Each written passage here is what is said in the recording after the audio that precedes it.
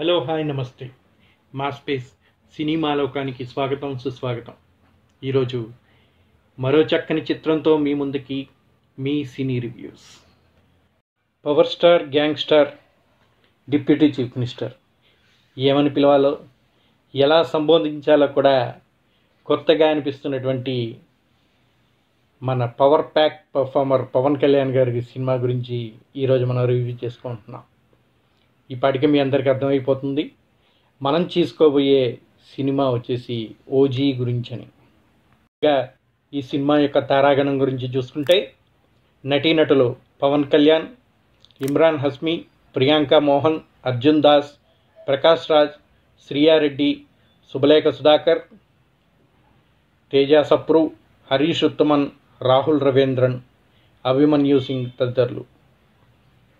చక్కని సంగీతం, ఉర్రూ తొలగించేలాగా ఫ్యాన్స్ అందరినీ మెప్పించేలాగా అందించినటువంటి musician Thaman, editing by Naveen Sooli, cinematography Ravi K Chandran, Manoj Paramahamsa, నిర్మాత ఎప్పట్లాగా డివివి దానయ్య గారు, కళ్యాణ్ దాసరి, రచనా దర్శకత్వం captain of the ship Sujith. ఈరోజే చక్కగా రిలీజ్ అయ్యి అద్భుతంగా థియేటర్లలో మంచి పర్ఫార్మెన్స్ అందిస్తుందని చెప్తున్నటువంటి ఈ ఓజీ సినిమా ఎలా ఉంది?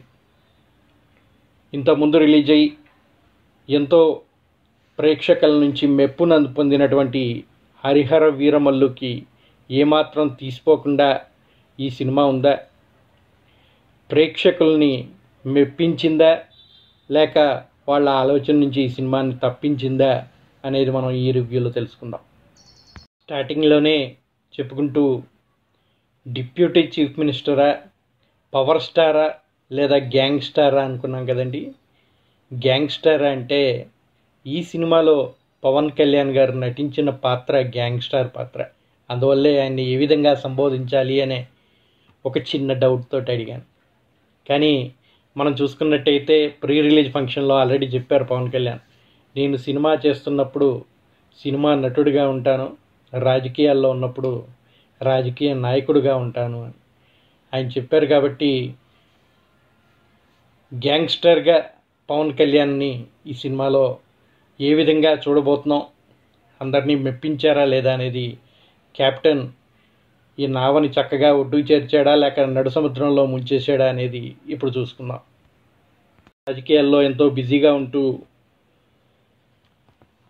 సినిమాలు కొద్దిగా తగ్గించుకున్నటువంటి పవర్ స్టార్ మళ్ళీ పవర్ ప్యాక్ పర్ఫార్మెన్స్తో హరిహర వీరమల్లుతో అందరినీ పలకరించారు.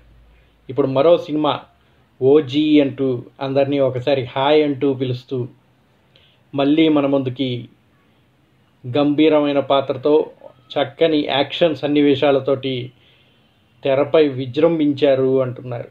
మరి ఆ థ్రిల్ ఎలా ఉంటుందో చూద్దామా. ముందుగా కథాంశం గురించి వస్తే, అనగనగా ఒక రాజంట, అతనికి రక్షణగా నిలిచిన ఒక యోధుడు.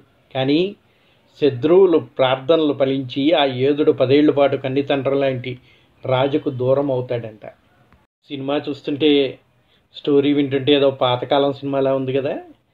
ఏమాత్రం కాదండి, డిఫరెంట్గా ఉంటుంది. అంటే రాజు లాంటి ఒక మనిషికి యోధుడిగా రక్షణగా నిలిచినటువంటి క్యారెక్టర్ ఇక్కడ పవన్ కళ్యాణ్ గారు ఈ సినిమాలో చూపించబోతున్నారు.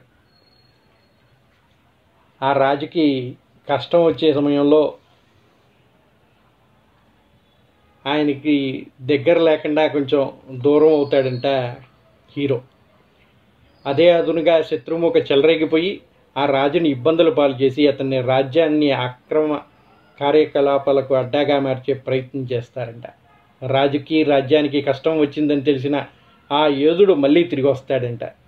అతను వచ్చాక ఏం జరుగుతున్నదే అనేదే ఈ కథ. ఇందులో రాజు ప్రకాష్ రాజ్ సత్యదాదాగా, అయితే ఆయనకు రక్షణగా నిలిచిన యోధుడు ఓజస్ గంభీర్, ఓజీ అనే పేరుతో పిలువబడుతున్నటువంటి పవన్ కళ్యాణ్ పర్ఫార్మెన్స్. సత్యదాదాని ఆయన రాజ్యం లాంటి పోర్టుని కష్టాలు పాలు చేసేందుకు వచ్చినటువంటి వాడే ఓమి, ఇమ్రాన్ హస్మీ ఈ సినిమాలో విలన్గా నటిస్తున్నారు. క్రూరమైన మనస్తత్వంతో ఓమిని ఓజీ ఎలా ఎదుర్కొన్నాడు, ఓమీ వెనక ఎవరున్నారు, అసలు ఈ ఓజీ ఎవరు, అతనికి జపానీస్ సమురాయ్ వంశానికి ఉన్న సంబంధం ఏమిటి, తన పేరు చెబితే ముంబై అండర్ వరల్డ్ ఎందుకు గడగడలాడిపోతుంది, 10 ఏళ్ల తర్వాత కూడా మళ్ళీ శత్రువుల్ని అదే స్థాయిలో భయపెట్టేలా ఎలా యాక్ట్ చేశాడు అనే విషయాలన్నీ కూడా ఈ సినిమాలో చూసే అవకాశం లభిస్తుంది. ఇక ఈ సినిమా స్టోరీ గురించి ఉన్నాం కదండి.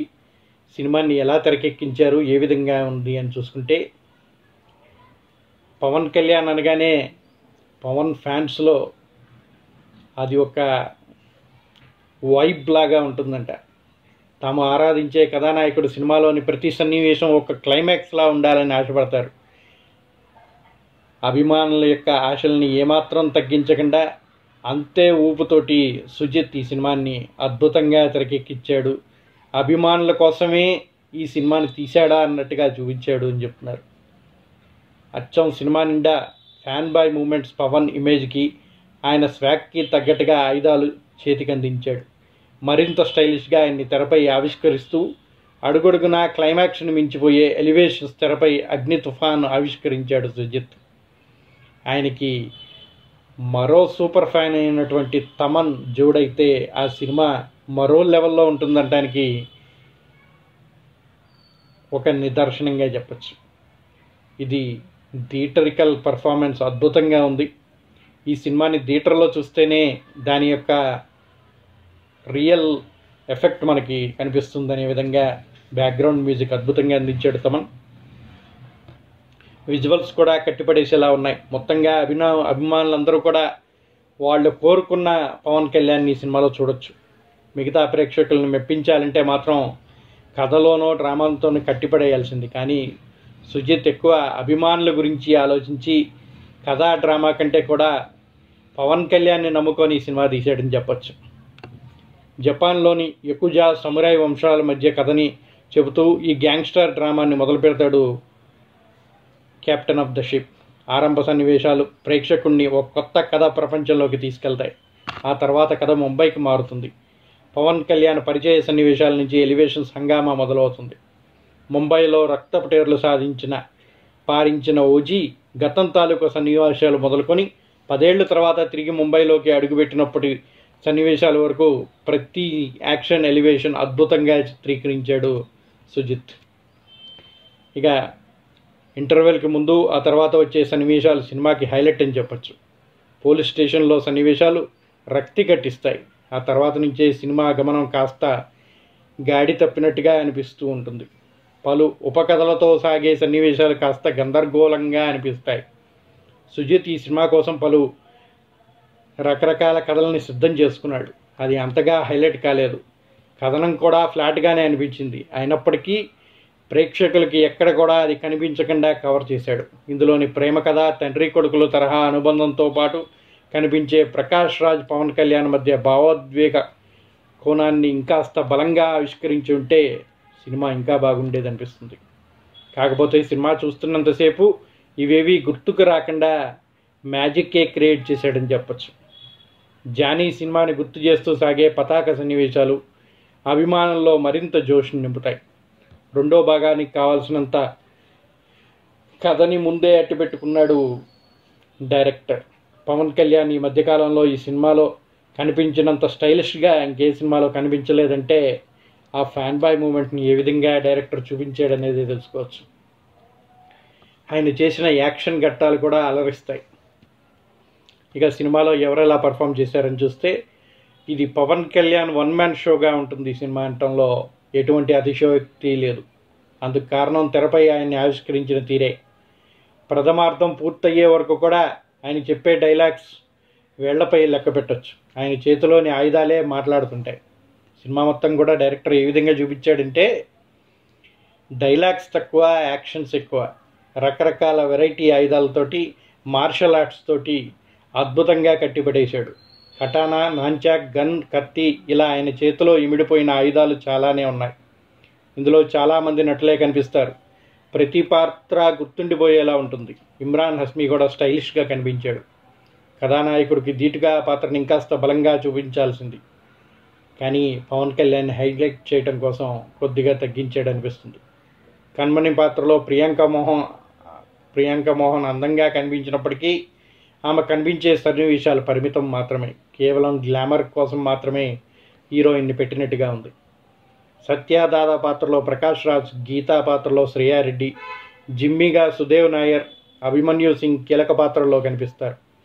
జాకీ ష్రాఫ్ లాల్ తెరపై కొన్ని క్షణాల పాటు కనిపించి మాయమవుతాడు.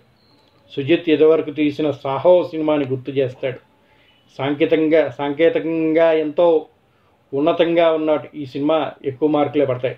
ప్రతి విభాగం కూడా అత్యుత్తమ పనితీరుని కనబరిచింది. ముఖ్యంగా తమన్ గురించి చెప్పాలి. ఈ సినిమాకి మరో కెప్టెన్ లాగా తమన్ తన నేపథ్య సంగీతంతో బలమైన హంగు పాటలు కూడా ఆకట్టుకుంటాయి. అద్భుతంగా సినిమా మనకి థియేటర్లో ఎక్స్పీరియన్స్ ఇవ్వగలుగుతుందంటే దానికి బ్యాక్గ్రౌండ్ మ్యూజిక్కే మెయిన్ కారణం అని చెప్పచ్చు. ఇక రవికే చంద్రన్, మనోజ్ పరమహంస విజువల్స్ సినిమాకి మరో ఆకర్షణ. ఎడిటింగ్, ప్రొడక్షన్ డిజైన్ విభాగాలు పనితీరు మెప్పించాయి.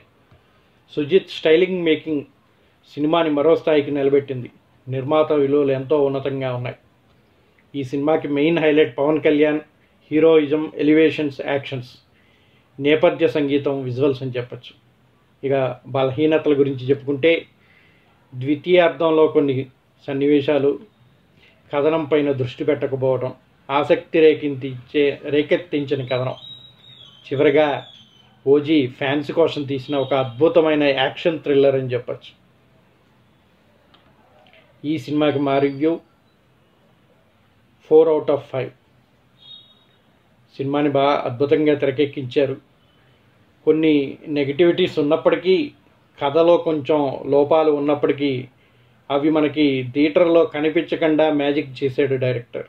కాబట్టి ఫ్యాన్స్కే కాదు మిగిలిన వాళ్ళకి కూడా అద్భుతమైన విజువల్స్ ఇందులో కనిపిస్తాయి. చక్కని యాక్షన్ ఎలిమెంట్స్తో అద్భుతంగా ఉన్నటువంటి ఓజీ ప్రతి ఒక్క ప్రేక్షకుడు కూడా థియేటర్లో ఆనందమయంగా సినిమాని ఆస్వాదించవచ్చు అని చెప్పి సినిమా లోకం 4/5గా మా రేటింగ్ ఇస్తుంది. అందరూ కూడా ఈ సినిమాని థియేటర్లో, మీ దగ్గరున్న థియేటర్లో సినిమాని చూసి ఆస్వాదించాల్సిందిగా కోరుకుంటూ ఉన్నాం.